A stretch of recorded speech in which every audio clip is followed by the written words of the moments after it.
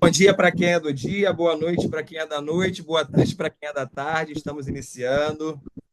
Então, sejam todos muito bem-vindos a mais esse estudo. Hoje a gente vai falar da continuidade sobre o que nós iniciamos na semana passada, na semana retrasada, né? A gente vai fazer esse estudo aí de 15 em 15 dias, tá? Então, lá. Então a gente falou um pouquinho na semana passada sobre esses dois camaradas aí, né? Sobre exegese e sobre hermenêutica. Eu volto a reforçar, a gente não está aqui para formar teólogos, a gente está aqui para ter conhecimento, para adquirir conhecimento, para saber de que forma entender um pouco mais a palavra de Deus. E aí eu até citei, né, que são dois, inclusive, excelentes nomes, né, para a gente estar colocando nos nossos filhos, né? Exegese é um nome bonito, hermenêutica é um nome sensacional. Então, olha, você pode colocar os nomes dos seus filhos aí. Samira, você que é nova, que está pensando em ter mais um filho, que tal você colocar o nome dos seus filhos de exegese ou de hermenêutica? Então, só para a gente reforçar a lembrança. Tá doido, hein? Gostou não, Samira? Gostou não? Não, sorte do Cauã, não teve. O Então, Cauã só pra... salvou. Já pensou a gente botar o nome dele de exegese, né? Ou hermenêutica, né?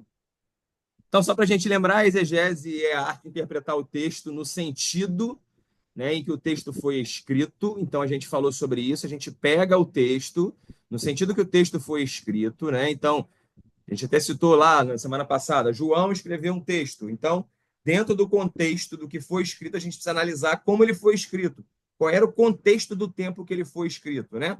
E a hermenêutica é a gente pegar aquele texto que foi escrito naquele período, trazer e aplicar ele nos dias de hoje, tá? A gente falou um pouquinho que a gente vai trabalhar três pilares, né, que a gente vai estar focando nesses três primeiros encontros. A gente falou na semana passada do contexto histórico, o quanto é importante o contexto histórico para a gente poder entender um pouco a Bíblia.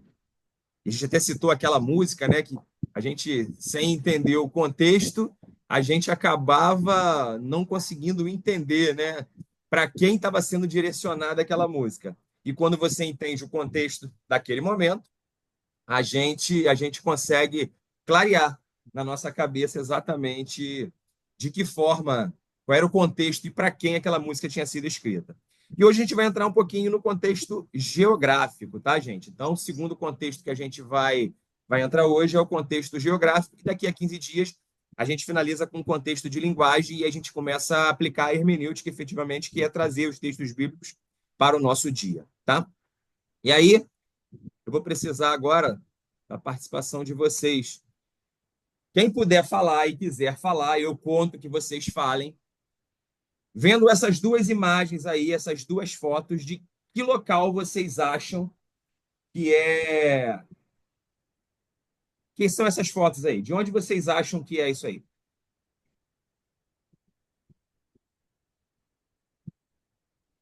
Pode falar, gente. Vou parar o compartilhamento para ver vocês, que vocês estão com vergonha de falar. Tina, vendo aquelas fotos lá, você acha que aquelas fotos ali são de que lugar? De que lugar? Tina está viva? Morreu. Samira, olhando aquela foto ali, vou voltar para você. Olhando aquela foto, olhando essas fotos aí, você acha que a gente está falando de que lugar nessas fotos aí? Não sei, Suíça, não sei. Fernanda Suíça, respondeu Rússia. Gente, eu tô Rússia. aprendendo a mexer aqui, por isso que dá uma confusão danada. Tá, Tina, vai lá. Então, já que você está com o microfone aberto, você acha que isso aí é de onde? Austrália. Austrália, Rússia, Suíça, países frios, né, gente? A gente está vendo aí, são países congelantes, né? Países que estão nevando. E aí, gente, se eu falar para vocês que país é esse aí, a gente vai começar a entender um pouquinho a importância do contexto geográfico, tá? Isso aí é Israel, gente. Isso aí é Israel. E quer ver um detalhe ainda mais Eita, importante? A cidade mais fria de Israel é Jerusalém. E o inverno de Jerusalém é em dezembro. E aí, quando a gente começa a entender o contexto geográfico, Essa cena aqui, que todo mundo conhece, ela é possível de ter acontecido em 25 de dezembro? Dessa forma que está descrita aí, gente? Com certeza. É impossível. Impossível, né, gente? Então, olha aí como é que a gente já começa a entender que o contexto geográfico faz a gente abrir a nossa mente para entender alguns textos bíblicos. Então, essas fotos representam Israel, e a cidade mais fria de Israel é Jerusalém, exatamente onde Jesus nasceu, e no inverno, que é em dezembro. Então, a gente já conclui que 25 de dezembro não foi a data que Jesus nasceu, né? E aí a gente tem essas duas telas para a gente começar a entender de novo um pouquinho o contexto geográfico. No João, livro de João, capítulo 4, dos versos 4 a 26, ele fala sobre a mulher samaritana. Mas é importante a gente entender, e eu vou pegar aqui a setinha, vocês veem minha setinha, é importante vocês entenderem que o povo aqui, os judeus, moravam em Jerusalém e moravam aqui na Judéia, eles não se davam com esse povo samaritano. E quando eles tinham que ir para a Galiléia, olha a volta que eles tinham que dar. Tá vendo aqui os campinhos pontilhados? Eles tinham que dar uma volta tremenda para chegar lá em Nazaré, para chegar lá na Galiléia. E era distante, gente. Olha aqui, ó. Olha, eles não atravessavam aqui, porque eles eram povos inimigos. Só que aí um belo dia Jesus falou assim: "Não, eu quero passar por Samaria". E é o que aconteceu aqui, nessa passagem aqui, por Samaria. Jesus conheceu a mulher samaritana, que estava num poço, bebendo água. Essa mulher era uma mulher considerada adúltera, considerada prostituta. Ela vivia à margem da sociedade. E Jesus para nesse poço e acolhe essa mulher e dá água para essa mulher e diz que a partir do momento que ele vai beber, que ela bebe dessa água que vem de Cristo, a vida dela será transformada, a vida dela será mudada. E aí, olha que interessante, porque essa passagem faz com que os judeus passem por dentro de Samaria, e a gente consegue entender aqui geograficamente por que isso era importante para eles, e por que Jesus fez questão de passar aqui, porque através dessa passagem bíblica aqui de João 4, nos versos 4 ao 26, Jesus nos ensina que nós precisamos ser o quê? Complacentes, que nós precisamos ser irmãos, que nós precisamos estar disponíveis e sermos servos de qualquer pessoa, de qualquer um, independente da situação que a pessoa esteja vivendo. Aqui, isso aqui mostra Êxodo, e é interessante porque aqui, ó, exatamente aqui onde eu estou circulando, olha como é que é interessante a gente pensar aqui, a partir desse contexto geográfico da história de Êxodo. Aqui, no 1, o povo sai do Egito, tá vendo? Vocês conseguem ver aqui o povo saindo do Egito, e o povo tinha que vir para cá, ó, Canaã, a terra prometida. Observem que o caminho rápido seria eles terem vindo por aqui. Estão percebendo? Seria bem rápido eles chegarem a Canaã. Mas o povo desce, atravessa o mar. Ó, aqui, ó. Tá vendo aqui, ó? Travessia do mar de Êxodo. Aí eles vão caminhando, caminhando, caminhando, caminhando, caminhando, e caminhando, e caminhando, e caminhando, e fazem várias rotas. E é interessante que aqui, ó, exatamente nesse ponto, esse povo fica 40 anos parado aqui. Quando a gente pensa e quando a gente lê a história de Êxodos, e a gente sabe que o povo ficou 40 anos para fazer essa travessia, muitas vezes a gente pensa que, porque o deserto era muito longo, o deserto era muito comprido. Essa travessia simples aqui, esse povo faria em apenas 3 meses. 3 meses caminhando, esse povo faria essa travessia. Esse povo demorou 40 anos fazendo essa travessia. E aí a gente entende claramente o propósito de Deus de ensinar algo para aquele povo. Porque o problema que a gente sempre fala não é estar no deserto. O problema é passar pelo deserto e não aprender nada com ele. Então, geograficamente falando, a gente começa a entender, olha como é que clareou, né? Quanto esse povo caminhou aqui perdido, andando em círculo até conseguir chegar na terra prometida. E agora, Salmos 23, verso 4. Estou admitindo aqui o nosso amigo Mateus. Vamos lá, Salmos 23, verso 4. Mesmo que eu ande por um vale das densas trevas, não temerei perigo algum, pois tu estás comigo. A tua vara e o teu cajado me confortam. Algumas versões, mesmo que eu ande pelo vale da sombra da morte, não temerei mal algum, pois tu estás comigo, a tua vara e o teu cajado me confortam. Ok? Salmo conhecidíssimo. Salmo 121. Levanto os meus olhos para os montes e pergunto, de onde vem o socorro? E agora eu vou interromper o compartilhamento e a gente vai começar a interagir sobre esses dois versículos. Ainda que eu ande pelo vale da sombra da morte, não temerei mal algum, gente. O que você remete na tua cabeça quando você pensa nisso? É para falar agora. Não tem vergonha, não tem resposta certa, não tem resposta errada. É para a gente participar mesmo, tá? Fica à vontade aí. Quem vai começar? Bom, no meu ver, mesmo que eu ande pelo vale da sombra da morte, mesmo que tudo pareça impossível ser resolvido, né? Uhum. A nossa fé tem que estar focada em Cristo. Sim. Isso veio a calhar na pregação de ontem, né? Que o pastor Eliel falou sobre entulhos, né? Que nós temos que tirar os entulhos de nossas vidas para que a gente possa enxergar a glória de Deus. Então, mesmo que tudo esteja remando contra a maré, se a gente estiver focado em Cristo, olhando para Cristo, a gente consegue passar. Sim. Você fez uma hermenêutica excelente, né? Que é a proposta que a gente falou que a gente vai trabalhar de trazer os textos bíblicos, né? Que a gente até citou lá na frente, exegese, é entender o contexto daquele momento e hermenêutica é trazer para nossos dias atuais. Assim, eu digo, quando a gente pensa em Vale da Sombra da Morte, eu várias vezes li esse texto, eu várias vezes ouvi pregação sobre esse texto, né? O que a gente pensa em sombra do Vale da Morte? A gente pensa num local, né, sei lá, tipo, um umbral, a gente pensa num, sei lá, num purgatório, né? A gente pensa em local de vale de ossos. Não é isso que remete nossa mente imediatamente? Ou não, eu estou viajando?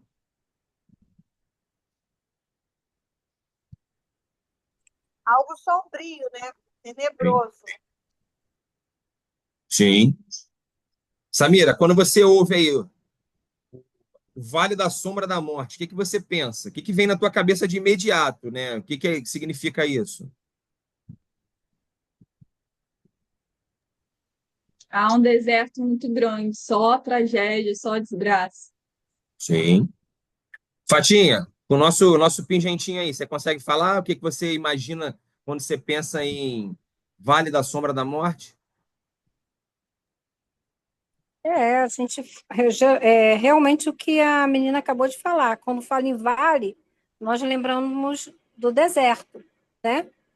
De circunstâncias que podemos passar. Como você falou logo no começo, aquele povo, eles rodaram, levaram 40 anos para chegar aonde Deus determinou que eles chegassem, né? E poderiam ter feito isso em 3 meses. E muitas das vezes quando o salmista falaria, ainda que eu ande pelo vale da sombra da morte, não temerei mal algum, essa é a direção que Deus nos dá, né? Que mesmo passando pelo vale, Deus nos dá um caminho, Deus nos dá a direção. Aquele povo, eles não tiveram direção porque não enxergaram aquilo que Deus tinha na frente para eles. E muitas das vezes passamos pelo vale e o vale demora a sair das nossas vidas porque não enxergamos o que Deus quer para a nossa vida. Um propósito que Deus tem, um ensinamento, né? E naquele tempo lá, o povo se perdeu na visão, naquilo que Deus tinha para eles. E mesma coisa é hoje nas nossas vidas. Às vezes, perdemos a bênção, passamos pelo vale, mas não enxergamos, né, o melhor de Deus para nós. Aí. Fernanda, você quer compartilhar com a gente o que você imagina do Vale da Morte? Vale da Sombra da Morte. Fernanda, acho que não está conseguindo o microfone, né, Fernanda? Acho que você mandou até uma mensagem, né, aqui no chat. É porque quando eu estou compartilhando, eu não consigo visualizar o chat. Estou aqui.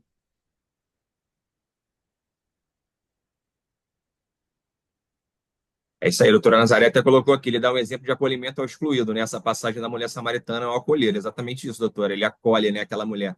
E é interessante que quando a gente olha geograficamente, aquele povo ele dava uma volta tremenda, né? Eles não passavam por Samaria, né? E aí eles acolhem aquela mulher. Acho que a Fernanda não está conseguindo, não. Bom, enfim.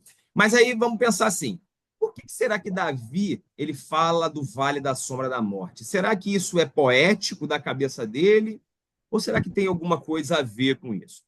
E aí vamos pensar naquela outra, no Salmo 121, né? Que a gente leu lá. Olho para o alto.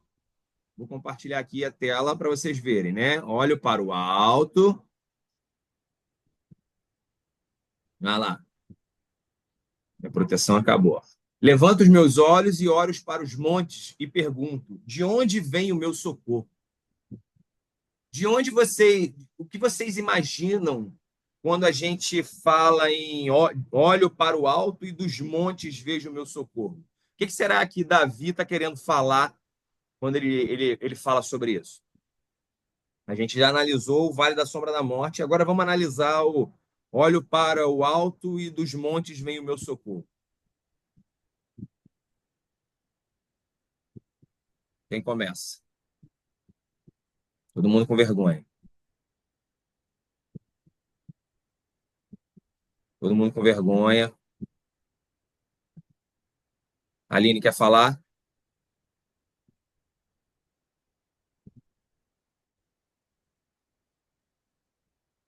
Ele não quer falar, ele tá só. A gente já sabe, né? Já dei spoiler para ela, né? Vocês me deixam falando sozinho mesmo, né? A gente Não. fica com medo de falar errado. Oi? A gente fica com medo de falar errado aí. Tem erro não, aqui não, Tina. Aqui é todo Eu mundo. acho que é a confiança que ele tem em Deus, quando ele fala que eleva os meus olhos para o monte, né? Que ele fala aqui, né? Eleva os meus olhos para o monte, de onde virá o meu socorro? É a confiança, né? Porque logo em seguida ele fala no verso 2 que o meu socorro vem do Senhor. Então ele demonstra confiança em Deus, Ele né? olha para o alto, né? Ele olha para o alto, exatamente. Ele, ele expressa, né? E olha para os montes, ele olha para o alto. Então, é a confiança que ele tem em Deus, né? De onde virá o meu socorro? E logo em seguida ele fala: o meu socorro vem do Senhor que fez os céus e a terra. Então, isso para mim demonstra uma confiança, né, em Deus. Sim. Samira quer complementar alguma coisa? A Tina quer complementar alguma coisa? Fica à vontade, gente. Agora é o momento.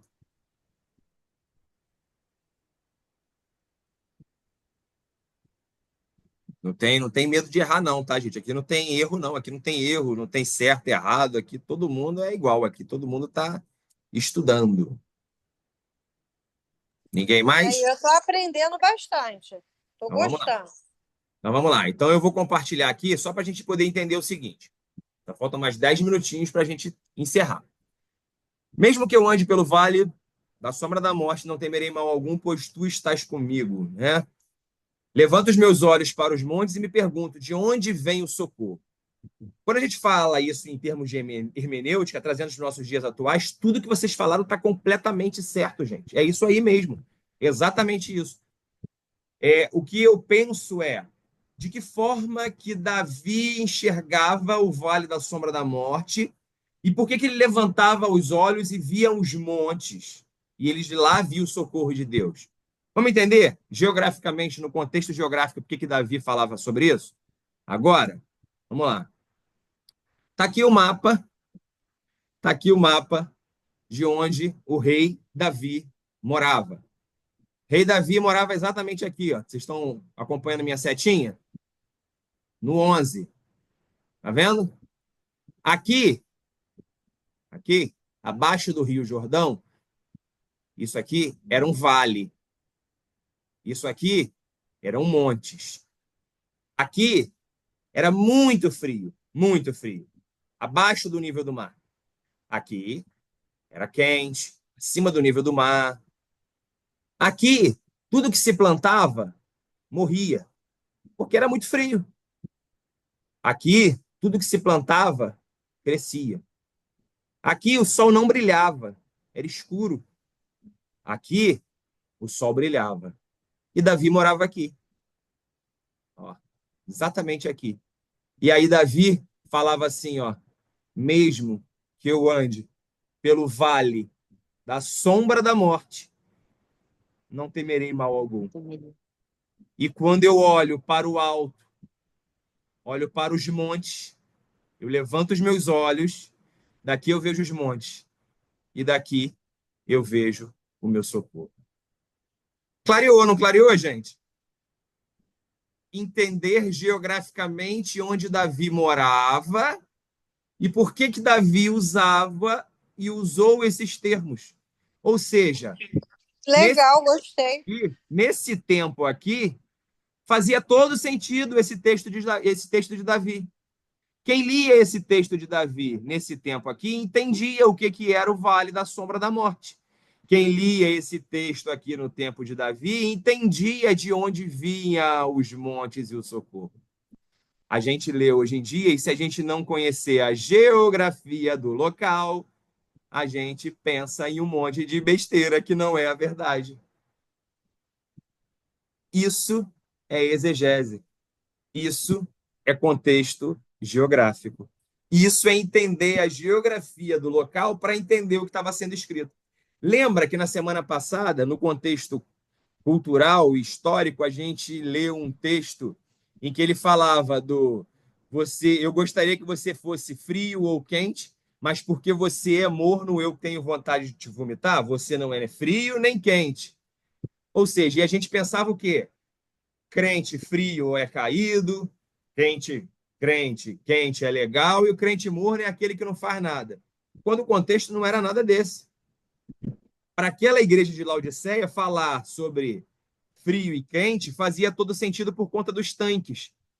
Para esse povo aqui do tempo de Davi, falar do Vale da Sombra da Morte faz todo sentido, porque o Vale da Sombra da Morte era do lado ali da terra onde eles moravam.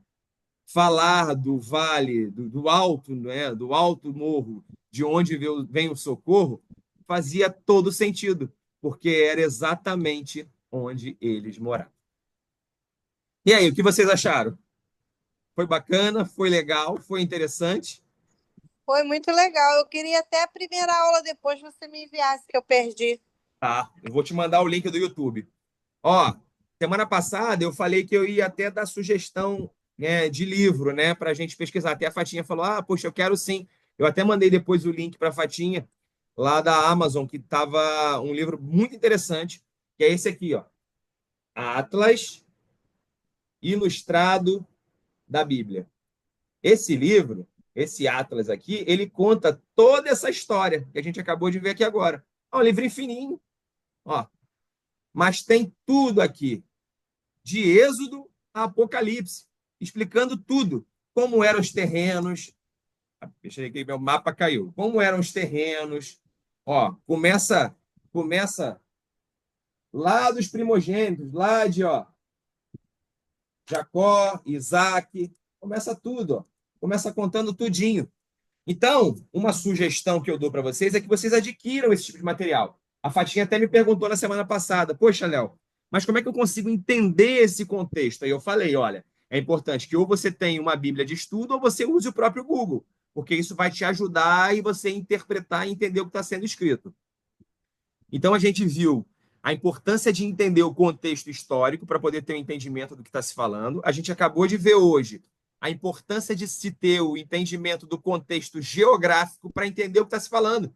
Davi não soltou Vale da Sombra da Morte da cabeça dele de forma poética, pensando num umbral, pensando num purgatório, pensando num local deserto onde estavam vários ossos. Não, ele falou de um local que existia, de um local onde coisas se plantavam e não nasciam. Por quê? Porque era frio, porque não tinha luz. Então ali era um vale da sombra da morte. Nada criava ali, nem animais conseguiam resistir ali. Mas ele olhava para o outro lado e ele via montes. Ele olhava para o alto e via montes. Ele via altos montes, de onde ele via o sol brilhar, de onde ele via a vida. Ou seja, dali ele entendia que Deus estava agindo na vida dele. Então, a nossa ideia de entender esses três contextos que nós vamos falar, histórico e cultural, geográfico, e na próxima, que é o de linguagem, vai fazer a gente ter um entendimento e uma clareza para toda vez que a gente abrir a Bíblia e ler a Bíblia, tentar entender o que está sendo falado e que, de novo, não foi falado de forma aleatória. Assim como na semana passada a gente viu que o texto de Apocalipse não foi falado de forma aleatória, a gente acabou de ler agora 2 textos de Davi que não foram lançados de forma aleatória. Beleza? Belezinha? É para ser curtinho, é para ser pequeno, para vocês ficarem com vontade de voltar na próxima aula. Não vai ser grandão, porque senão vocês enjoam de mim. Eu adorei, e voltar na gostei. próxima. Então é para ser pequenininho mesmo, curtinho, rapidinho, papum, que vocês ficam aguçados querendo vir para a próxima e aí fala assim, ó, foi tão legal que eu vou encaminhar meu link para um monte de gente, participar junto comigo na próxima lição. Semana que vem não tem, semana que vem é dia 17, a próxima agora só dia 24. A gente está mantendo aí esse inicial aí de 15 em 15 dias. Beleza? Alguém quer complementar? Alguém quer falar alguma coisa? Fernanda, Samira, Tina, Fatinha, Aline, minha sogra que não fechou o microfone hora nenhuma, então já pode até falar e todo mundo já vai ouvir a voz dela mesmo. Beleza, Léo. Eu até gostei aqui, porque eu recorri agora aqui à Bíblia do marido, a Bíblia de Genebra. Aí realmente fala justamente do Salmo 23, versículo 4, está falando que se refere a um vale mais escuro. Viu? Então, justamente isso aí que você está falando, realmente, ele estava se referindo naquela época ao vale escuro, onde você mostrou aí. Muito bom. Viu como é que é importante? Você até perguntou na semana passada, né? Você falou, viu? Como é que eu entendo isso? Viu como é que é importante você ter uma Bíblia que te dê esse suporte, só de te explicar como é que é aquele contexto ali, né? Exatamente, isso aí. As frases Muito não foram bom. lançadas à toa, né? Gostei, quero mais, hein? Vamos lá, daqui a 15 dias a gente está entrando aí no contexto de linguagem, que vai ser o último contexto, e aí a gente vai iniciar Sermão da Montanha, vamos passar bem-aventurança por bem-aventurança aqui, um por um, trazendo a hermenêutica para os dias atuais, aí vai ser top demais. Show de bola, gosto muito do Sermão da Montanha. Seu amigo aqui falou que não entrou, porque eu passei o meu menino para ele, tá? O meu netinho. Tem problema. Ele ficou com o Luí, foi lá para o outro quarto. Sem problema, não, sem problema. É isso, gente. Alguém quer falar mais alguma coisa? Não? Então vamos orar para a gente terminar, que a gente tem menos de 1 minutinho, tá? Santo Deus, obrigado por esse momento, obrigado porque mais uma vez o Senhor se fez presente em nosso meio. Nós queremos orar a Ti, te agradecendo pela nossa oportunidade e orar também pedindo pela vida do Anthony. O Anthony que é neto da Patrícia, neto do Heraldo, que não puderam participar porque ele hoje está com problema de saúde. Que o Senhor possa agir, que o Senhor possa entrar no coração do Anthony, na vida e na saúde do Anthony, lhe protegendo, lhe dando saúde, renovando as suas forças, não só dele, mas de toda a sua família. Obrigado por esse momento, Senhor.